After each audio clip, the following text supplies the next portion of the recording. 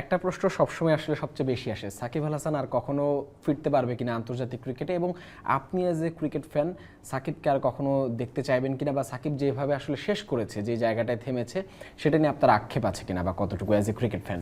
সাকিব ভাই তো বাংলাদেশকে আরও অ্যাজ এ ক্রিকেটার অনেক কিছু দিতে পারতেন, কিন্তু উনি রাজনীতিতে জড়িত হওয়ার কারণে এবং আরও অন্যান্য অনেক কিছু ইনভলভ হয়ে যাওয়ার কারণে, অনেক কিছু বলতে আপনারা জানেন যে শেয়ার মার্কেটের ইস্যু আছে, আরও অনেক মামলা আছে, ইনভলভ হয়ে যাওয়ার কারণে আসলে উনি সেটা দিতে পারেন নাই। সাকিব সাথে এর মধ্যে আপনি দায়িত্ব পাওয়ার পরে কখনো কথা হয়েছে কিনা, বা কি কথা হয়েছে আসলে যদি হয়? ফোনে দু একবার কথা হয়েছিল, বিভিন্ন বিষয় নিয়ে কথা হয়েছিল, সেটা আর না বলি। ক্রিকেট সংশ্লিষ্ট চাওয়া ছিল না আর কি, তো সেই জায়গা থেকে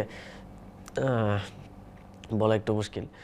তবে যেটা একটু আগে বললাম যে এই দুজনের বাংলাদেশের ক্রিকেটকে আরও অনেক কিছু দেওয়ার ছিল, যেটা আমরা হারালাম।